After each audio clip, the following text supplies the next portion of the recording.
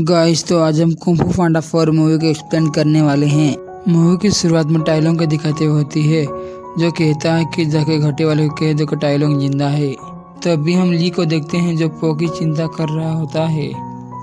पो को देखते हैं कि वो कुछ गांव वालों की मदद कर रहा होता है, क्योंकि उस गांव में एक मॉन्स्टर मछली ने कुछ बच्चों को खा लिया होता है। तभी पो मछली को पकड़ के गांव वालों को बच्चों को वापस कर देता है और फिर वो गांव चला जाता है। तभी वहाँ पे बच्चे आ जाते हैं और उससे ऑटोग्राफ लेने लगते हैं। भी वहाँ पे मास्टर शिफू आ जाते हैं। शिफू कहते हैं कि मुझे तुमसे बात करनी है, पर वो उनकी बात ना सुनते हुए अपने पिताजी के रेस्टोरेंट के इनॉग्रेशन में चला जाता है। पर वो वहाँ पे जाकर कुंग फू स्टाइल दिखाने लगता है। वो वहाँ पे फोटो बना रहा होता है। तभी वहाँ पे मास्टर शिफू आ जाते हैं। मास्टर शिफू पो को अपना वारिस चुनने के लिए कहते हैं। मास्टर शिफू कहते हैं कि नया ड्रैगन युद्ध बनाने के बाद तुम कुंग फू के सबसे ऊंचे दर्जे पे चले जाओगे। वो कहता है कि मुझे ड्रैगन युद्ध ही बने रहना है। मास्टर शिफू कहते हैं कि ये छड़ी तुम्हें मास्टर योगी ने दी है। मास्टर शिफू कहते हैं कि उन्होंने तुम्हें वारिस बनाया था और अब तुम्हारी बारी है कि तुम्हारा वारिस तुम बनाओ। मास्टर शिफू कहते हैं कि कल तुम्हें एक नया दावेदार चुनना होगा। जहाँ पर हम देखते हैं कि कुंग फू के कुल 4 दावेदार आए हुए होते हैं, जो अपने अपने कुंग फू को स्टाइल दिखाने लगते हैं। मास्टर शिफू पो को कहते हैं कि तुम्हें इनमें से 4 में से एक को ड्रैगन योद्धा बनाना होगा। पो चारों को देखने के बाद वो खुद को ही ड्रैगन योद्धा बता देता है। मास्टर शिफू पो को समझाते हुए कहते हैं कि तुम्हें नया ड्रैगन योद्धा बनाना ही होगा। मास्टर शिफू पो को बीज बनने के लिए कहकर चला जाता है। जब पो ध्यान में बैठता है तो उससे खाने की चीजें सोचने लगता है। उसके कारण वो ध्यान नहीं लगा पा रहा होता है। तभी वो खड़ा हो जाता है और वो देखने लगता है कि पत्ते उड़ रहे हैं। और तभी वो अपना मुंह खोलता है तो कुछ पत्ते उसके मुंह के अंदर चले जाते हैं। तभी पो देखता है कि एक चोर लोमड़ी जो मंदिर के अंदर घुस रहा होता है, और पो भी मंदिर के अंदर आ जाता है और उस लोमड़ी को ढूंढने लगता है। थोड़ी देर में पो लोमड़ी को ढूंढता है। पो और लोमड़ी के बीच में घमासान युद्ध चलता है। पो अपने कुंग फू स्टाइल में लोमड़ी को पकड़ लेता है। पो उस लोमड़ी के उसका नाम जेन होता है, जिसको वो शांति घाटी के जेल में भेज देता है। तभी वहाँ पे मजदूर कहते हैं पो से के टाइलोंग वापस आ चुका है। जेन पो से कहते हैं कि हर कदम एक निशान छोड़ जाता है। तभी वो खदान में जाके कदमों का निशान को पीछा करने लगता है। निशान देखने के बाद पो शांति घाटी में जेन के पास चला जाता है और इसे पूछने लगता है कि वो पैरों के निशान किसके थे। पो कहता है कि टाइलोंग शांति के घाटे में खुला घूम रहा है। पर जेन पो का कहते हैं कि वो टाइलोंग नहीं, वो कमोलियन है जो किसी का भी रूप धारण कर सकती है। पो जेन से कमोलियन के बारे में पूछता है। पो जेन से कहता है कि तुम मुझे कमोलियन के पास लेके जाओ, मैं तुम्हारी आधी सजा कम कर दूंगा। पर तभी वहाँ पे मास्टर शिफू आ जाते हैं। मास्टर शिफू कहते हैं कि ये काम 5 जाबाज का है। पर पो कहता है कि वो 5 जाबाज अभी नहीं है। मास्टर शिफू कहते हैं कि तुम्हारा काम अब नया ड्रैगन योद्धा ढूंढने में है। पर पो मास्टर शिफू की बात नहीं मानता और जेन के साथ कमोलियन को पकड़ने चला जाता है। पो और जेन जंगल से बातें करते हुए जा रहे होते हैं। गांव में हर कोई कमोलियन की ही बातें कर रहा होता है। कमोलियन की बातें सुनकर ली को भी पो की चिंता होने लगती है। कमोलियन के कुछ सिपाही कमोलियन के गैर हाजिरी में अपनी अपनी बातें कहकर उसकी बुराइयां कर रहे होते हैं। वो सब सोचते हैं कि साथ मिलकर हम कमोलियन को हरा देंगे। उन्हीं में से एक का उसने रूप धारण किया था और वो अभी खड़ी होकर उनसे कहने लगती है। तभी कमोलियन हाथी का रूप लेकर उन्हें डराने लगती है। पो और जेन कुकीज खाते हुए जंगल से जा रहे हैं। थोड़ी ही देर में वो गांव के पास पहुंच जाते हैं। पो के दोनों पिताजी पो को बचाने के लिए निकल रहे होते हैं घर से दोनों अकेले।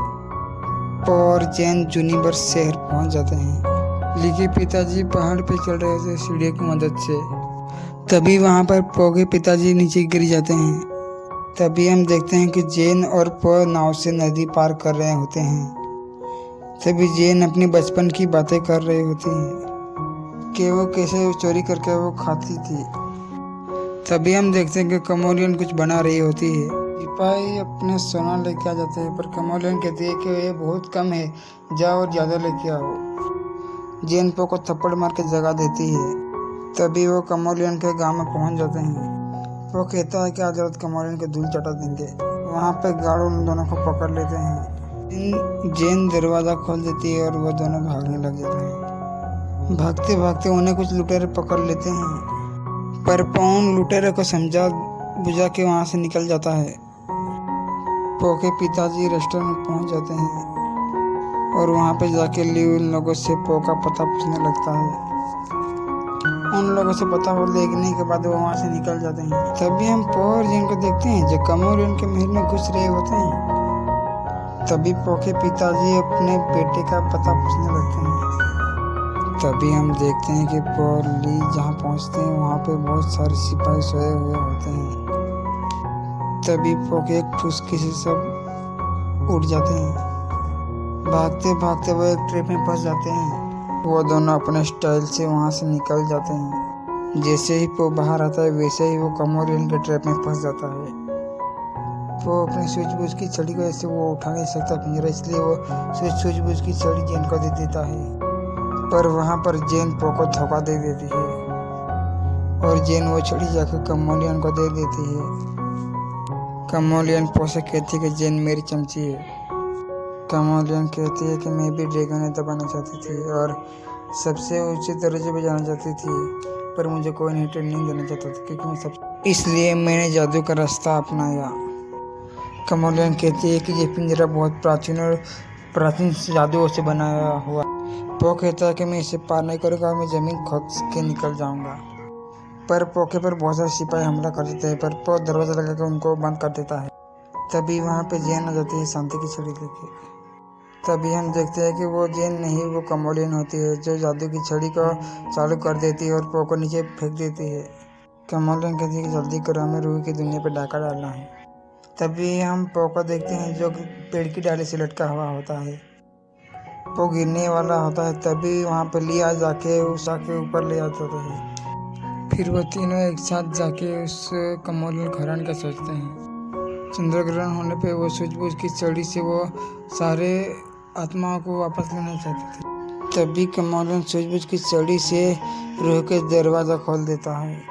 तभी वहाँ पर टाइलोंग और सिपाहियों की फाइट हो जाती है, पर तभी कमोलियन अपनी जीभ की वजह से उसकी रूह ले लेती है और टाइलोंग को पंच मार के पिंजरे में कैद कर देती है। और फिर कमोलियन टाइलोंग की सारी शक्तियाँ ले लेती है और ऐसे ही करके कमोलियन सारे योद्धाओं की शक्तियाँ ले लेती। पर पो के पिताजी उसे महल में जाने से रोकते हैं, पर पो नहीं मानता, वो चला जाता है। तभी वहाँ पे जेन आ जाती है और वो उसे रोकने लग जाती है। तभी जेन भी समझ जाती है कि पो के साथ रहकर वो कमोलियन को हरा सकती है।